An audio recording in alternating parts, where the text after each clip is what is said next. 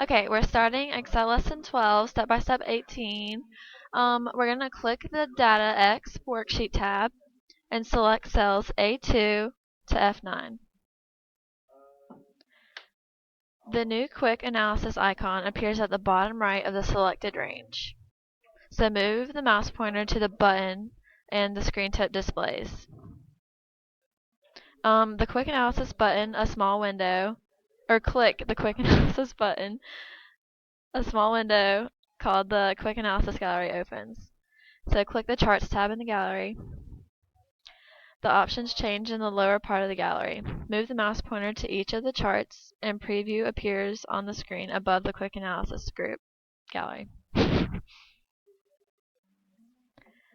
So we will not add any charts from the Charts menu at this time. Click the Sparklines tab. Move the mouse pointer to preview the column option.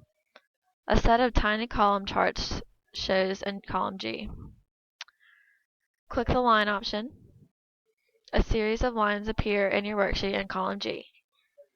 Row 2, which is years, should not have a sparkline. Click cell G2 and on the Design tab, click the Clear button. The sparkline is removed in that cell. In cell G2, type sparkline.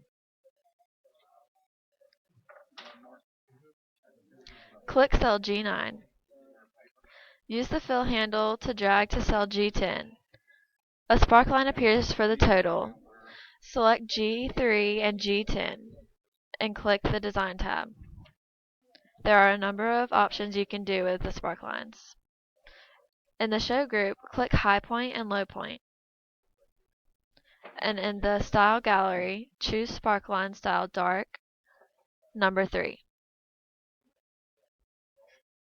Now we're just going to save the workbook.